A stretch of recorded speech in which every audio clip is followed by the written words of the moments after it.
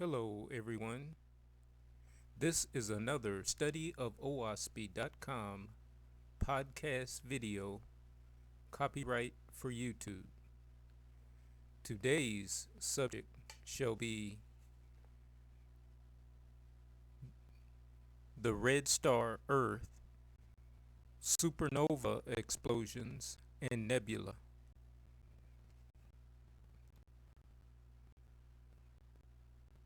This is from studyofoasp.com, page More Science, Astronomy, Physics.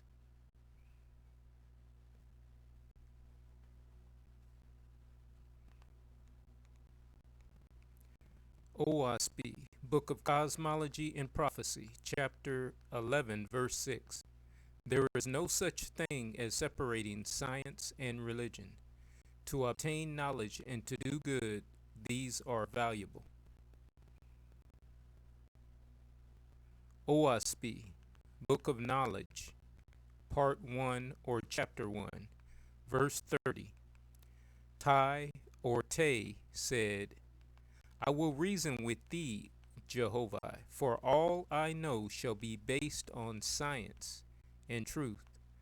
From thine own perfection am I inspired to this end, and my talents shall be strengthened by pursuing the exact sciences of all the known truths. Neither will I put away mine own judgment, nor accept for truth that which is at variance with thy established laws. Talents shall be strengthened by pursuing and learning physics, astronomy, mathematics, physical anthropology, neuroscience, and genetics. Definition of exact science: a science as physics, chemistry, or astronomy, whose laws are capable of accurate quantitative expression.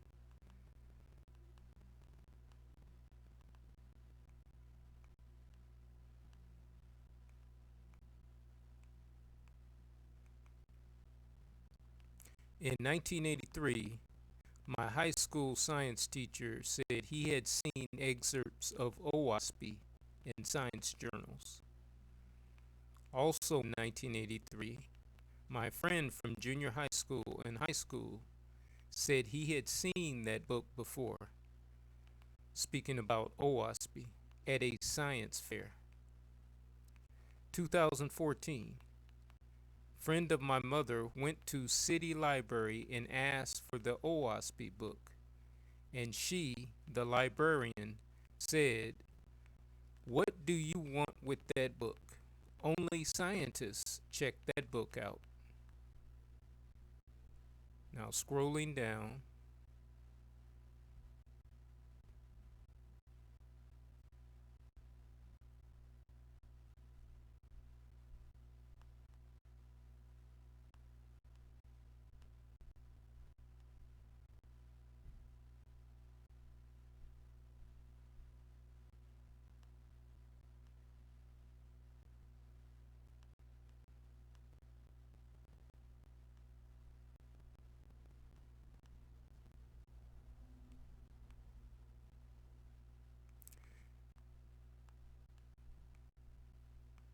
Oahspe calls the earth the red star.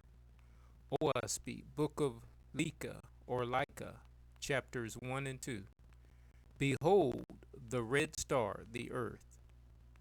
Then they pointed, surmising by the red like color and tedious motion, which of them was the earth, one of the small gems that Jehovah had placed in the measureless firmament.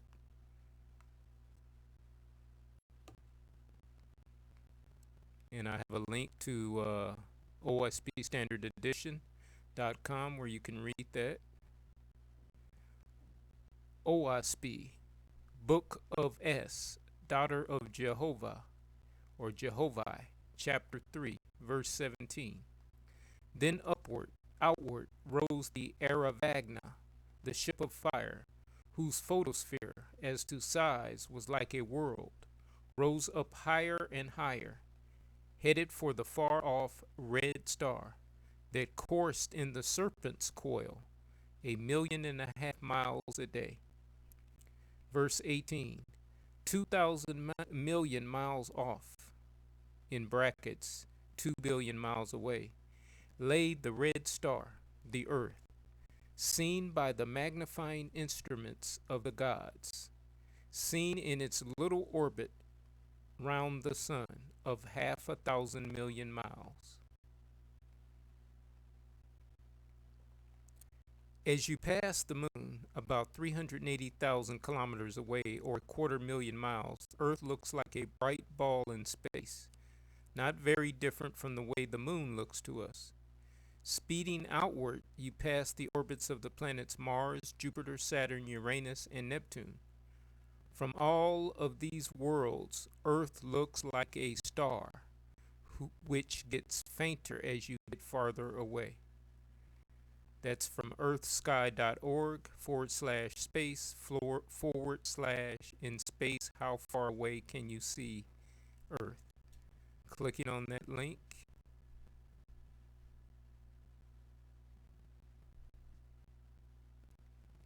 brings up the website, earthsky.org, where it says updates on your cosmos and world.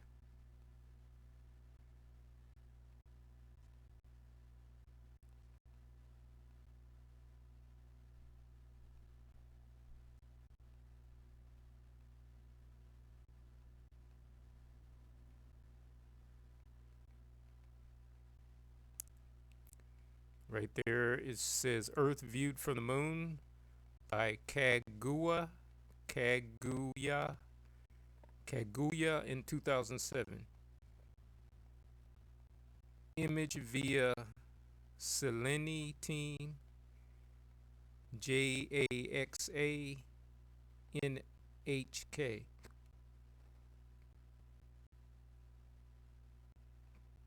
More images.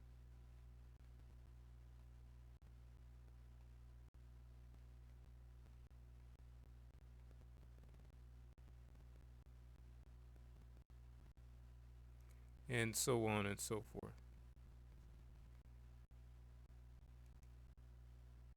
And you can visit this website from the link that I have on the studyofOSP.com webpage if you wanted to view more or read more.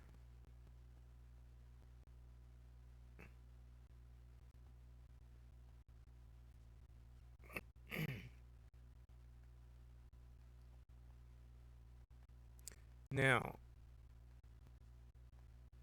it says here red stars are the coldest stars, blue stars are the hottest stars, white stars are the second most hottest stars, yellow stars come next, orange stars come next.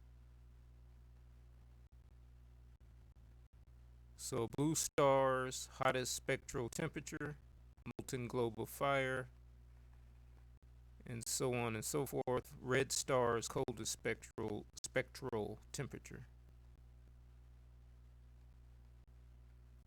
Here it says observations of cosmic objects, spectra, temperature. The shape of a star's spectrum reveals its temperature. Spectra that peak near the blue end of the scale indicate young stars that burn hot. Spectra that peak closer to the red end of the scale indicate stars with cooler temperatures. This is relation to color and age of star.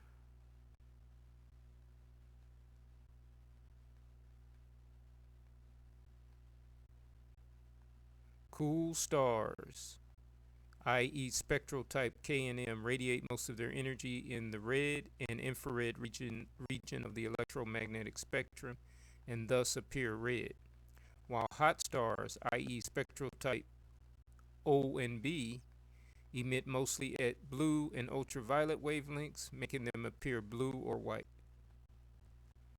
And I have links to that information. And the Earth being called the Red Star in Oahspe could, at the time, I was thinking that it could refer to its spectral temperature, optical spectra of cool red star. The Earth has cooled down from its hottest days as a molten globe of fire. Oahspe Book of Jehovah, chapter 9, or chapter 4, optical spectra, hot young blue star age. Verse 14, open thy eyes, O man. There is a time of childhood, a time of genesis, a time of old age, and a time of death to all men. Even so is it with all the corporal worlds I have created. Verse 15, first is vapor, the vortex carrieth it forth, and as it condenseth, its friction engendereth heat, and it is molten, becoming as a globe of fire in heaven. Then it taketh its place as a newborn world, and I set it in the orbit prepared for it.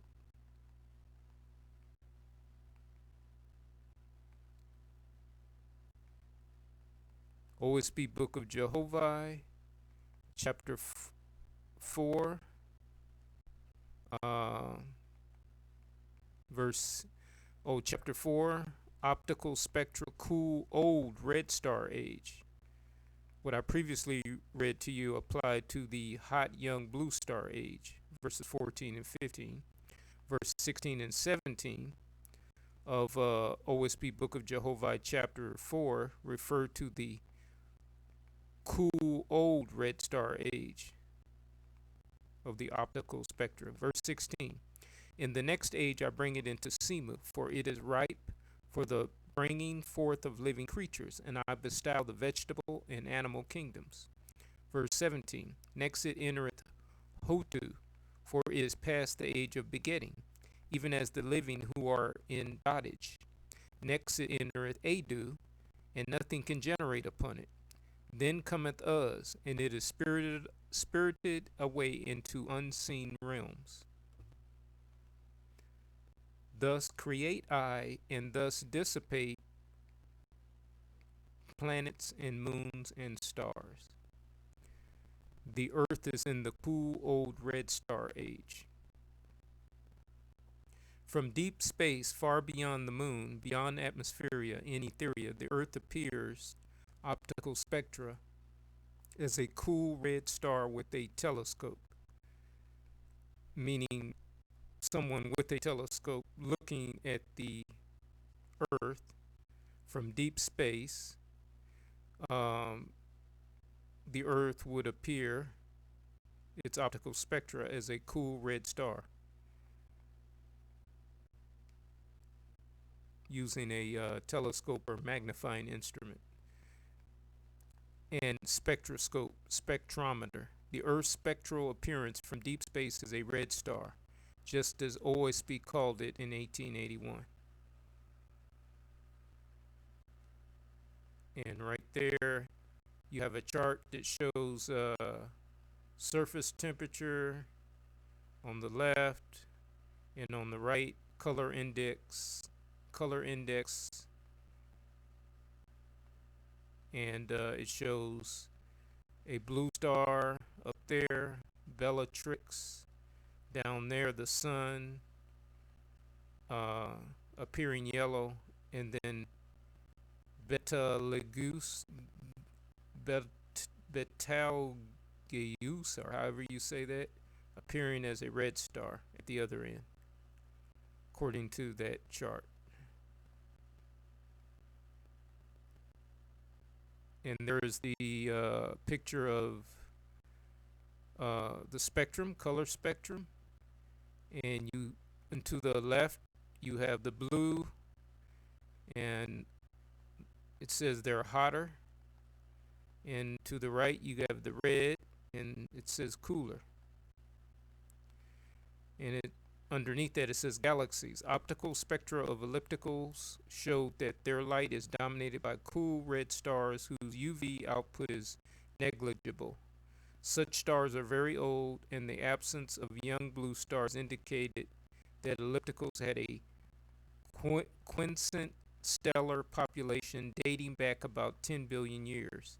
In contrast, star formation in spiral galaxies, including the Milky Way, and irregular galaxies, continues quite vigorously to this day.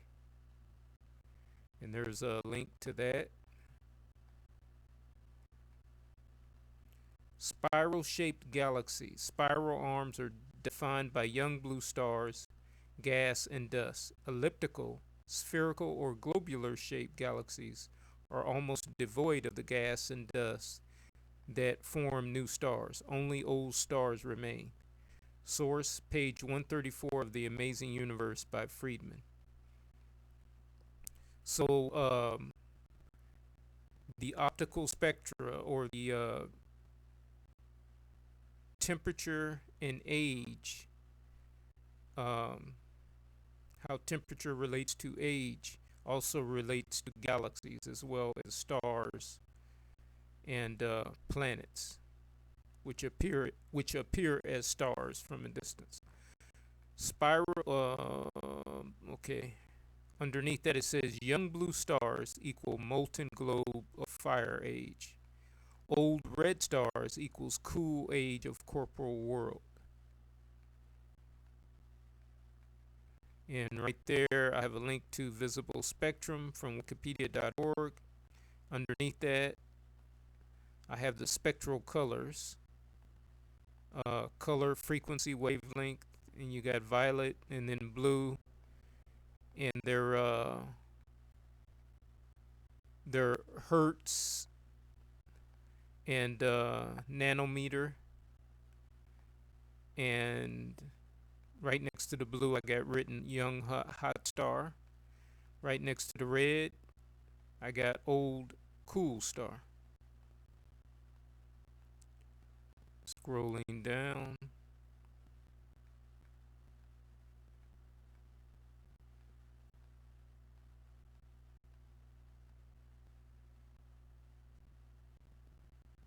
So, and if you wanted to read more of that information that I have there, you can visit my study of Oahspe.com website and read further and click on the links.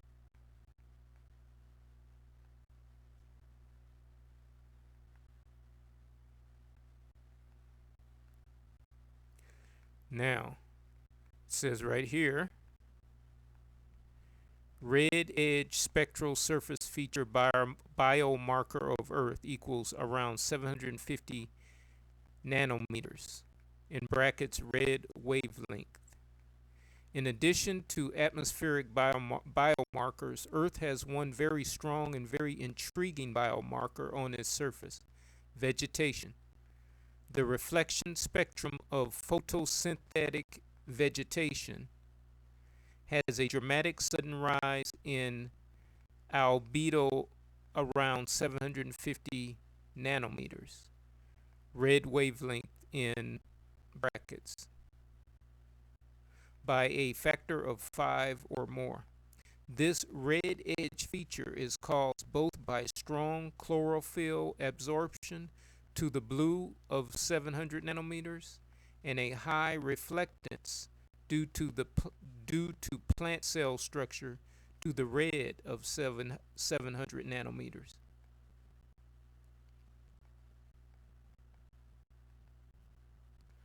If plants did not have this window of strong reflection and transmission, they would become too warm and their chlorophyll would degrade. On Earth, this red edge signature is probably reduced to a few percent, due largely to cloud cover and non-continuous vegetation cover across the planet. Such a spectral surface feature. And I have a link to that you could click on if you wanted to view the source.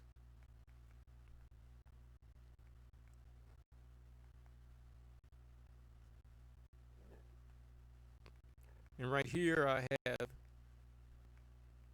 visually the Earth appears as a blue planet when viewed with our eyes, which are not sensitive to the near infrared. Visually from deep space, from the distance of the other planets in the solar system, the Earth appears like a white star, like the other stars and planets in the sky.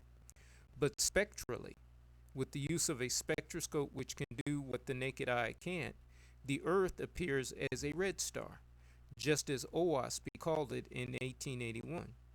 Although the other planets in our solar system looks like a white star in the sky to the naked eye, it is the vegetation of Earth that gives it a red edge spectral surface feature biomarker around 750 nanometers red wavelength that the other planets in the solar system don't have. It is possible that Etherians can see into the near infrared and see the red color of the Earth. With vegetation comes water, and with water and vegetation comes animal life that eats the vegetation and the animals that eat other animals. This red edge spectral biomarker is important for finding extrasolar planets with life on them, including human life. Other planets that are not in their blue, white, hot young age and that also do not have vegetation would show other spectral colors, such as green, yellow, orange, or a mixture of these colors. This red edge spectral surface feature biomarker around 750 nanometers, the red and near infrared wavelength, is what the Etherians see. Knowing what the optical spectra of Earth is will help scientists in their search for extrasolar Earth-like planets. That means other planets in other solar systems like the Earth. One way to obtain an unresolved spectrum of the Earth would be observing it from a distant spacecraft. Is blue the correct description of Earth's optical broadband color, as in pale blue dot? Why? Detecting the vegetation red edge. Physics 517. And I have a link to that right there. And you can click on that link if you want to by visiting the website. Physics 517 / AST, which was probably Astronomy 443. Physics 517 and Astronomy 443 sound like college courses. Observational techniques, astronomical concepts, coordinates, time, telescopes, photon detectors, spectrographs. Sounds like those are the subjects that are covered in Physics 517 and Astronomy 443. And I have a link to a website that covers that, and I'm going to click on that. And right there it says Physics 517 AST 443, which would be Astronomy 443, Observational Techniques, Spring 2013. Lectures. There will be 6 lectures and 2 meetings about observing proposals during regular class hours. There will also be 2 Unix and IDL tutorials in the Math Physics SINC site, and so on and so forth. Lecture and lab schedule.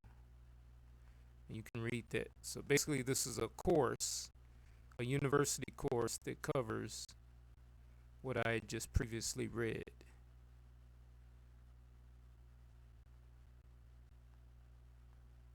And let's see, going back to the study of Oahspe.com website.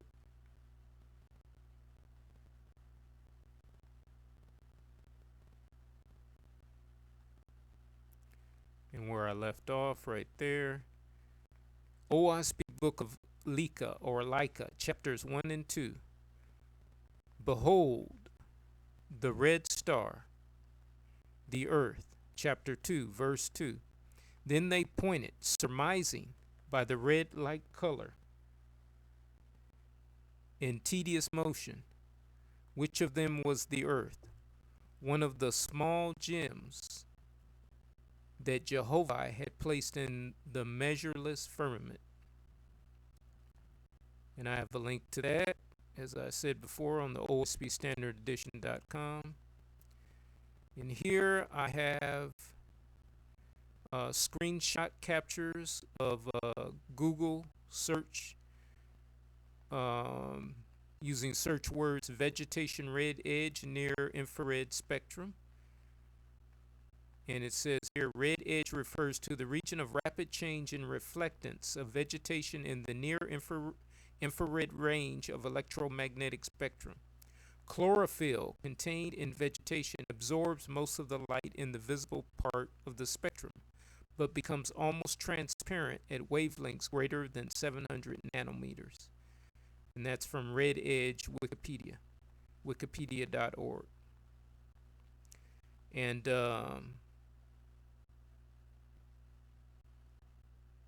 from below that it says infrared radiation extends from the nominal red edge of the visible spectrum at 700 nanometers to 1 millimeter.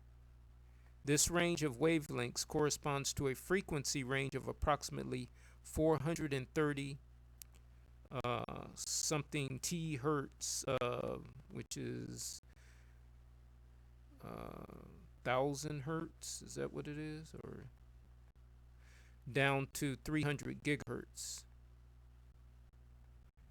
Below infrared is the microwave portion of the electromagnetic spectrum. Infrared radiation, Wikipedia, from wikipedia.org. And right here I have some screenshots of vegetation spectrum in detail. And there it shows that a narrow red edge, chlorophyll absorption, high reflection of vegetation in the near infrared.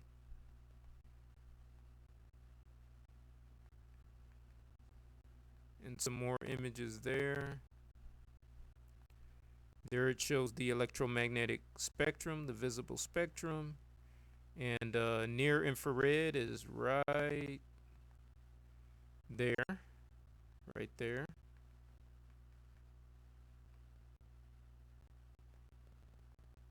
And to the right there it says red and near infrared light. It has images. And there's the website voices.nationalgeographic.com/2008/1014. Does this planet look habitable?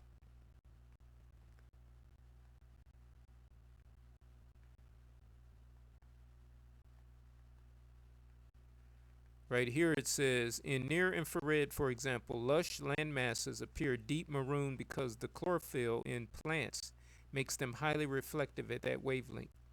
This means a red edge seen in near infrared images of exoplanets could be a strong indicator of vegetation.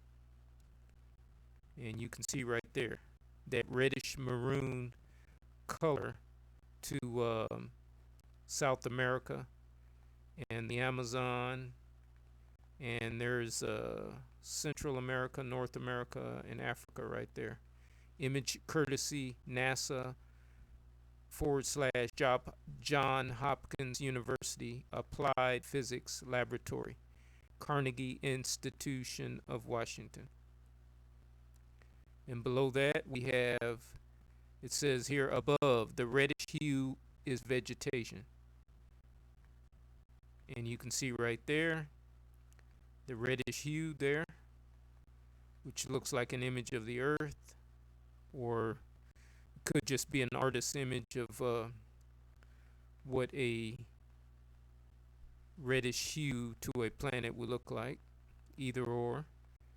And I'm going to click on this link here.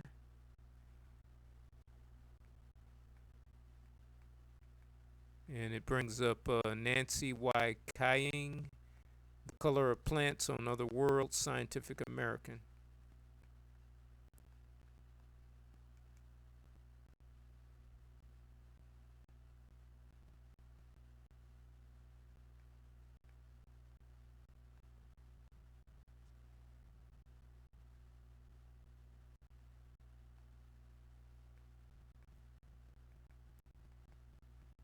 Above the red, below the image there, It says above, the reddish hue is vegetation.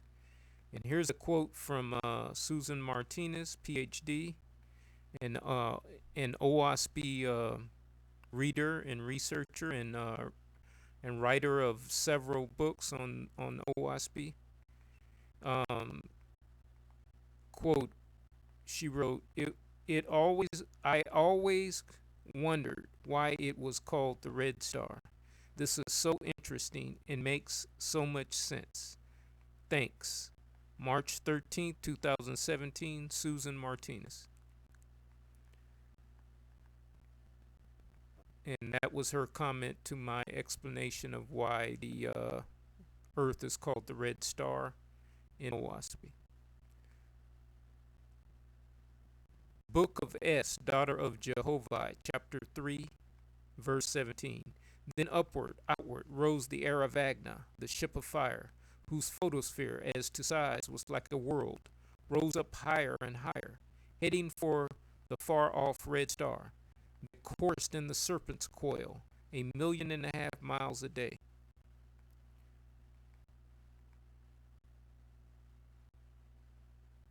Verse 18, 2,000 million miles off, 2 billion miles away, lay the red star, the earth, seen by the magnifying instruments of the gods, seen in its little orbit around the sun, or half a thousand million miles, of half a thousand million miles. In brackets, I put here Oahspe describes far advanced men viewing the earth from a distance of 2 billion miles away using a telescope and probably a spectrograph to see the red star called the earth. And I say a telescope and probably a spectrograph because the Oahspe verse says the red star, the earth, seen by the magnifying instruments of the gods, seen in its little orbit around the sun. So this magnifying instruments that these god men were using, these Etherians, was probably a telescope and probably a spectrograph. So underneath here, and of course that would be another example of as above so below and as below so above, because that's what we use here on earth to view celestial objects far away and view what their spectral um, image would look like using a spectrograph with a telescope. Below it says vegetation's red edge, a possible spectroscopic biosignature of extraterrestrial plants. Astrobiology 5. So on and so forth. And I have links to that.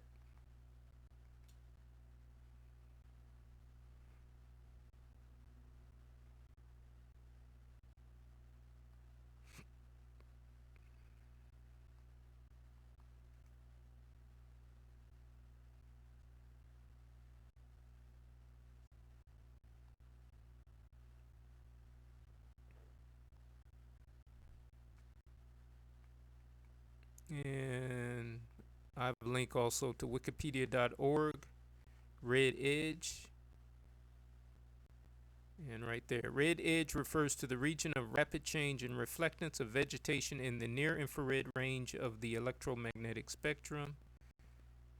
Chlorophyll contained in vegetation absorbs most of the light in the visible part of the spectrum but becomes almost transparent at wavelengths greater than 700 nanometers. That would be the red part of the electromagnetic spectrum.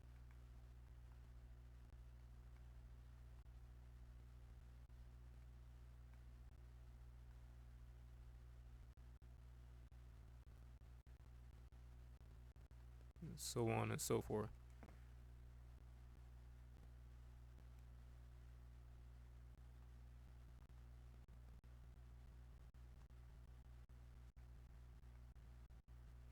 The red color spectral knowledge of the Earth was not obtained until we sent space probes into deep space with spectrometers on board.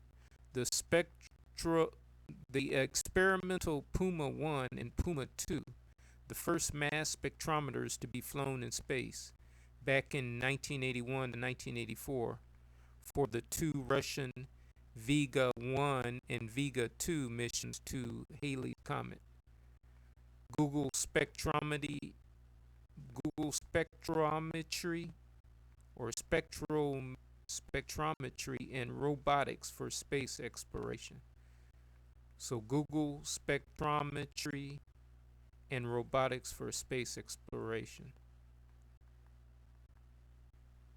Boston, November 1st, 2002. Now that the discovery of extrasolar planets or planets around distant stars has become relatively routine, scientists are now tackling the next step, finding life-bearing worlds. To do this, observers must know what signs to look for in the feeble light from these faraway planets. Astronomers at the Harvard Smithsonian Center for Astrophysics, in collaboration with researchers at the University of Arizona's Stewart Observatory, have identified key signatures of life by studying Earth shine.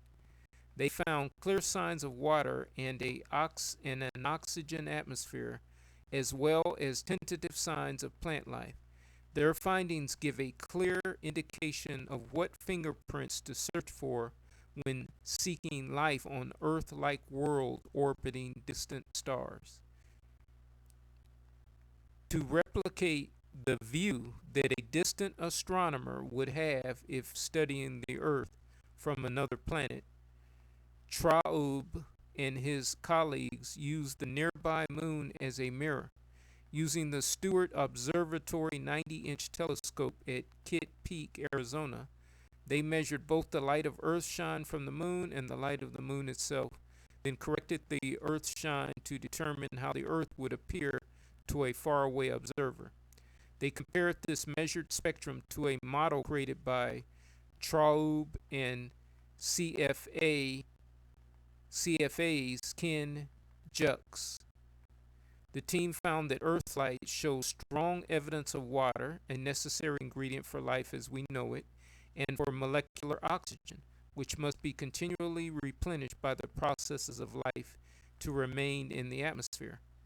They also found features that suggested the presence of chlorophyll, indicating the existence of land plants.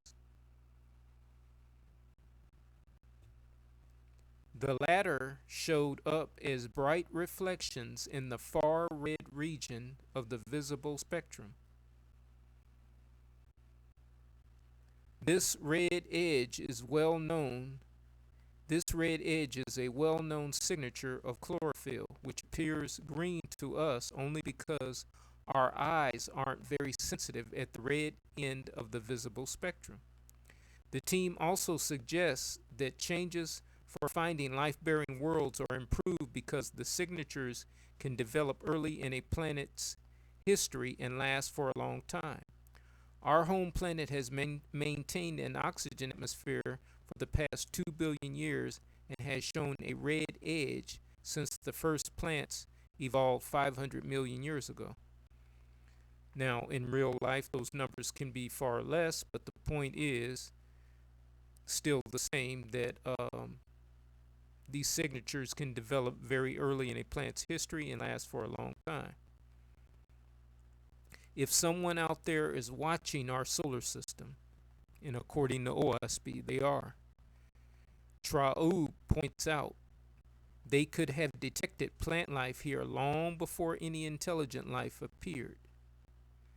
These measurements complement those made by the Galileo spacecraft during a 1990 flyby of Earth. As reported in the October 21st, 1991 issue of Nature, instruments aboard the spacecraft also found evidence of gaseous oxygen in land plants. However, the Galileo measurements were made while it was close to the Earth and show conditions only in limited areas of the planet's surface. Studying Earthlight, on the other hand, yields a spectrum integrated over the entire visible surface of the planet, which matches the view that would be available to a distant astronomer in another star system, like the Ethereans mentioned in Oahspe, who view the Earth from a long distance away in space. Now that the last part was my comment, but what I read before that came from spacedaily.com /news / life. And I have a link to that. Space Daily, your portal to space. Astronomers find life on Earth. An artist's depiction of our world when the Earth's shine measurements were taken, enhanced to show the red edge from vegetation. And there you can see it right there. You see the reddish appearance of the Earth, what's called the Red Star in Oahspe back in 1981, before modern science was able to detect this from space, what the Earth would look like from a long distance.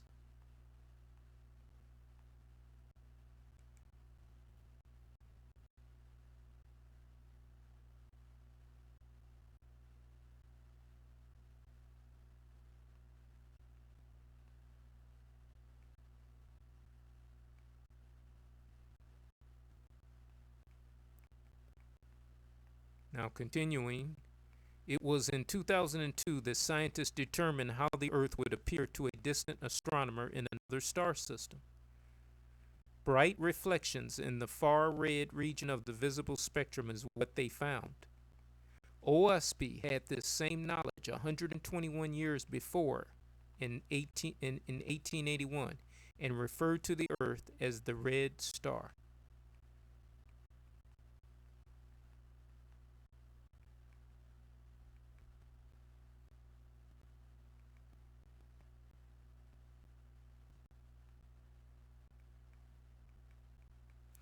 And right here I say the Bible does not refer to the Earth as a red planet or red star.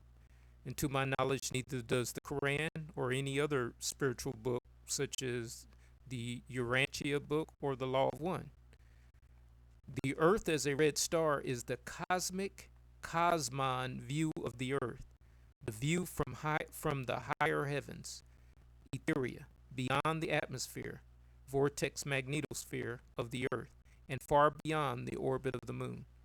This is the viewpoint that Oahspe was written from the higher heavens looking down, which is a unique viewpoint, and the evidence that I've just presented to you is found in Oahspe and in modern scientific factual information. So another scientific fact that backs up the incredible book Oahspe, typed by John Ballou Newborough in 1881.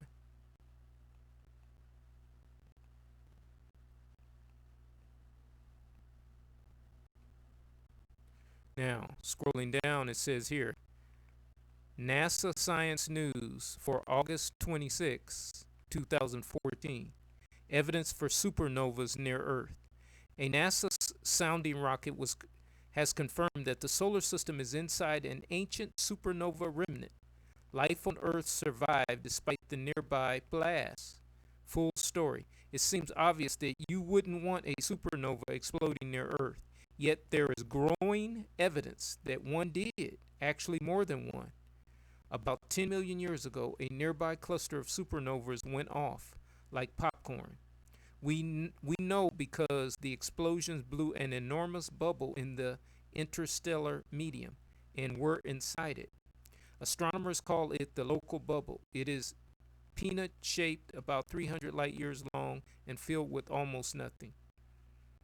Gas inside the bubble is very thin, 0.001 atoms per cubic centimeter, and very hot, roughly 1,000,000 degrees. A sharp departure from ordinary interstellar material. And the link to that source is phys.org. news/2014/08 evidence supernovas Earth. And I'll click on that briefly just to show you evidence of supernovas near Earth.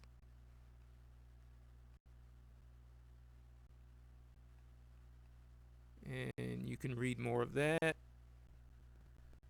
on the studyofoasp.com website. And reading from where I left off, the first space mission. Okay, that's not where I left off, right there. Okay, very thin, 0.001 atoms per cubic centimeter, and very hot equals ji'ayan swamps of exploded worlds. Oahspe Book of Af, chapter 2, verse 9. The ji'ayan swamps of exploded worlds, boiling in the roar of elements, where wise angels and gods explore to find the mystery of my handiwork. And I write that equals hot diffuse nebulae after supernova explosion. In brackets, I put Oahspe describes how hot these supernova remnant are by using the word boiling. Google boiling definition. Noun. 1. The action of bringing a liquid to the temperature at which it bubbles and turns to vapor. Oahspe Book of Leica, son of Jehovah, chapter 1, verse 1. In the far-off Etherian world spake the voice of Jehovah, saying, Leica, my son, behold the red star of the earth. She cometh thy way. She mergeth dark and soil from the forests of Ji'ay in the swamps of Bonassa. She will cross thy Etherian fields, the Takuspi and Opal and Wedojan, dripping with the odor and dross of the ji'ayan swamps.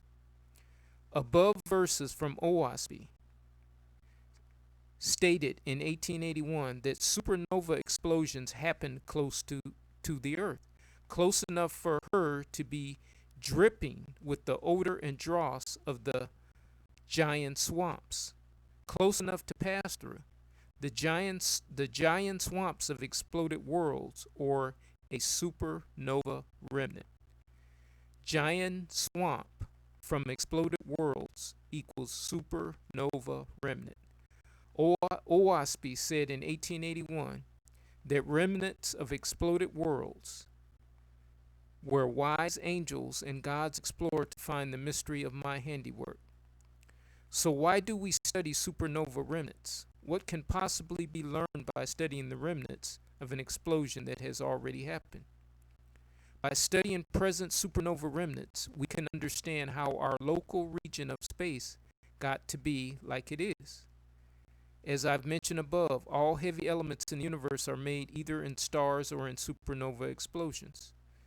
And I'm reading to you from the website ncsu.edu.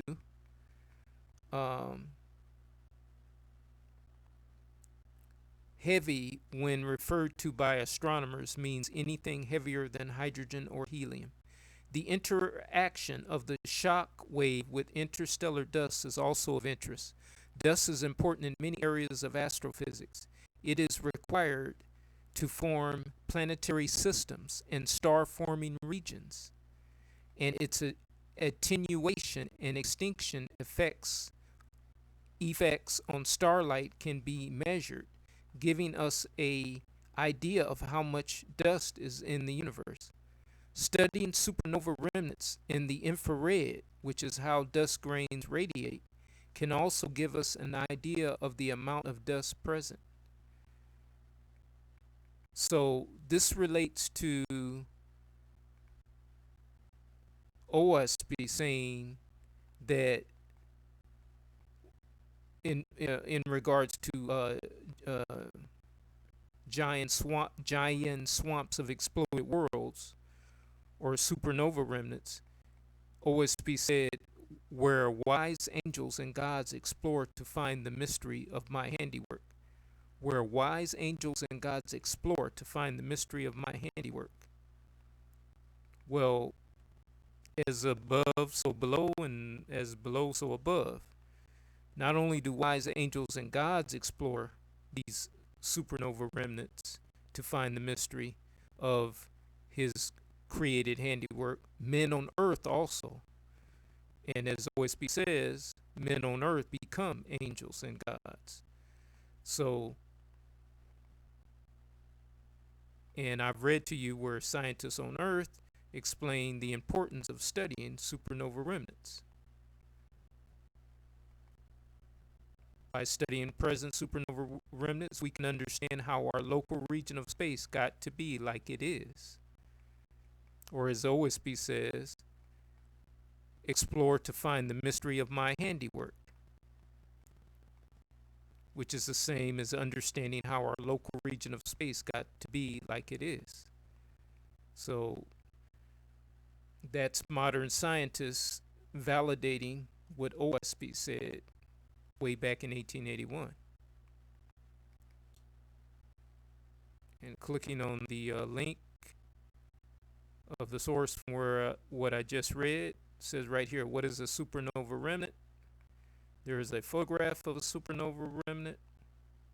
And actually, Oahspe has drawings, has plates, images, or at least one image of a supernova remnant called exploded quark, which that's what a supernova is, an explosion.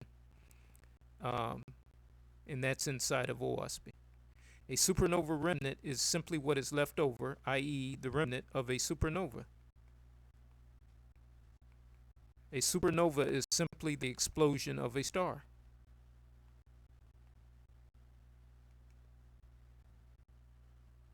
But the Oahspe calls it an exploded quark. Quark is a word for vortex because it is the vortex that holds the planetary body or star together. So when the vortex explodes, so does the star or the planet, and it disappears or breaks into its smaller parts of atoms and molecules, waiting to be formed again into a star or planet, which is the cycle. And Oahspe does describe that cycle, but I'll go into that in future podcasts.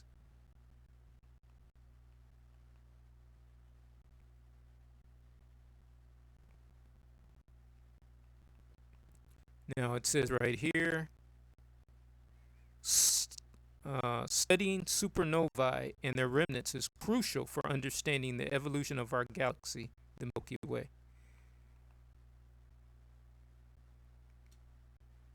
And the link to that is right there. I click on it. Supernova remnants. Supernova explosions are the most impressive and violent events in the universe. Studying supernova and their remnants is crucial for understanding the evolution of our galaxy, the Milky Way.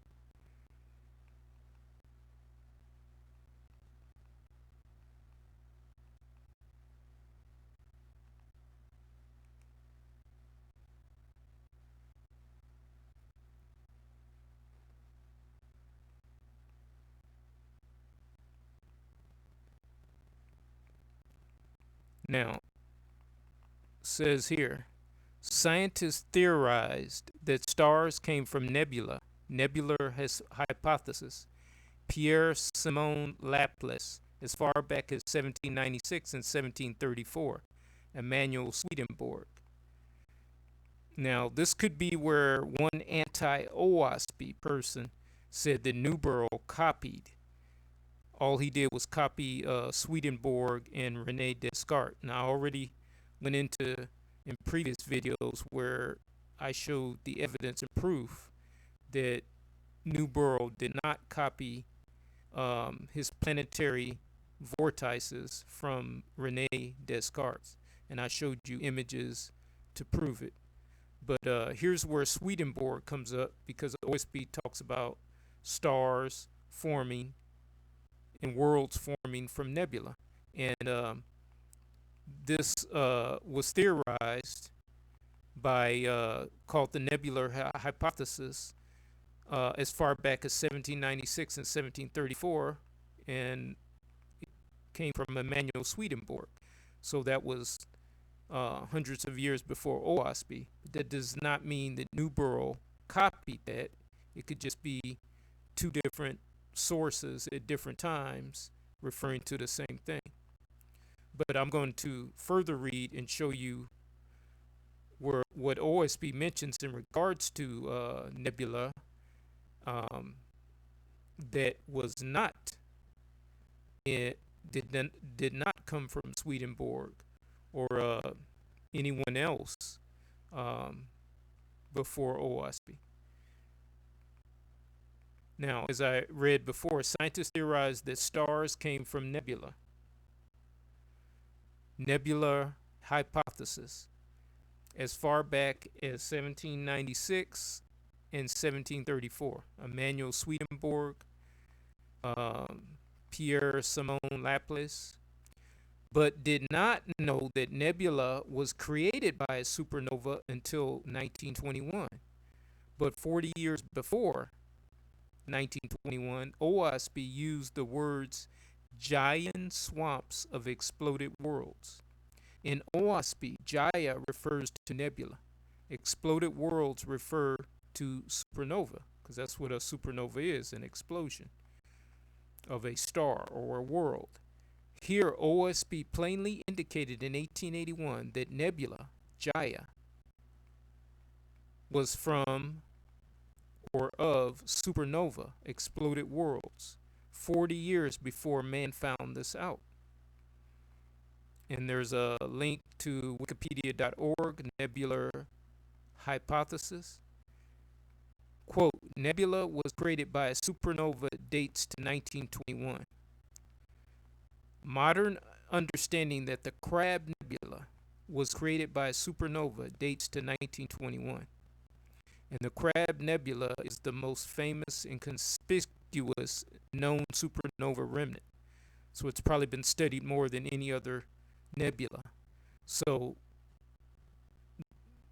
modern understanding that it was created by a supernova dates to 1921. That would have happened before they understood any other nebula was created by supernova, because the Crab Nebula is the most famous, conspicuous, and probably the most researched nebula. But the site says modern understanding that the Crab Nebula was created by a supernova dates to 1921, when Carl Otto Lamplin announced he had seen changes in the structure of the Crab Nebula. This eventually led to the nebula being linked to a bright supernova seen in 1054 AD by the 1940s. The creation of the Crab Nebula corresponds to the bright supernova 1054 supernova recorded by Chinese astronomers in AD 1054. Now, the Chinese astronomers recorded the supernova, but they did not know it was created by a supernova back then. The Crab Nebula was first identified in 1731 by John Bevis. The nebula was independently rediscovered in 1758 by Charles Maser, that's the name of the famous Maser catalog in astronomy that catalogs nebulas and stars and other astronomical bodies and galaxies and so on and so forth, as he was observing a bright comet. Maser cataloged it as the first entry in his catalog of comet-like objects in 1757. And that's from wikipedia.org, Crab Nebula. And I'm going to click on that link, bring up the website from Wikipedia, Crab Nebula, a supernova remnant in the constellation of Taurus.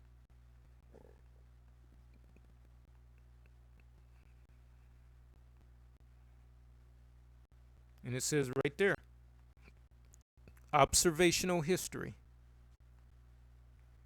Modern understanding that the Crab Nebula was created by a supernova traces back to 1921.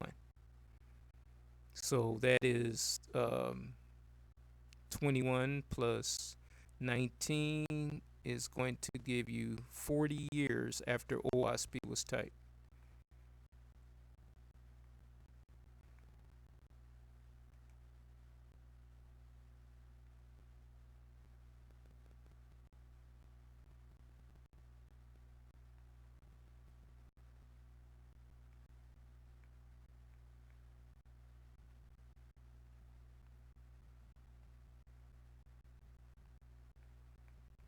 It says right here, Maser 1, supernova remnant M1 NGC 1952 in Taurus. Crab Nebula. The Crab Nebula Maser 1 M1 NGC 1952 is the most famous and conspicuous known supernova remnant, the expanding cloud of gas created in the explosion of a star as supernova, which was observed in the year 1054 AD. And here's some other information about Maser's catalog and so on and so forth. In 1921, C.O. Lampland of Lowell Observatory, when comparing excellent photographs of the nebula contained with their 42-inch reflector, found notable motions and changes also in brightness of individual components of the nebula, including dramatic changes of some patches near the central pair of stars. Lampland, 1921. The same year, J.C. Duncan of Mount Wilson Observatory compared photographic plates taken 11.5 years apart and found that the Crab Nebula was expanding at an average of about 0.2 inches per year. Backtracking of this motion showed that this expansion must have begun about 900 years ago. Duncan, 1921. Also the same year, Knut Lundmark noted the proximity of the nebula. The actual 1054 occurrence of the supernova shows that the expansion must have been accelerated. The nebula consists of the material ejected in the supernova explosion, which has been spread over a volume approximately 10 light years in diameter and is still expanding at the very high velocity of about 1,800 kilometers per second.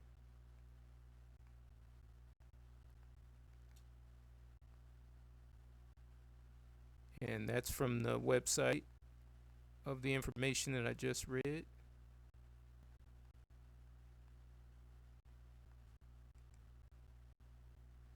I have a link to that on the studyofoahspe.com website.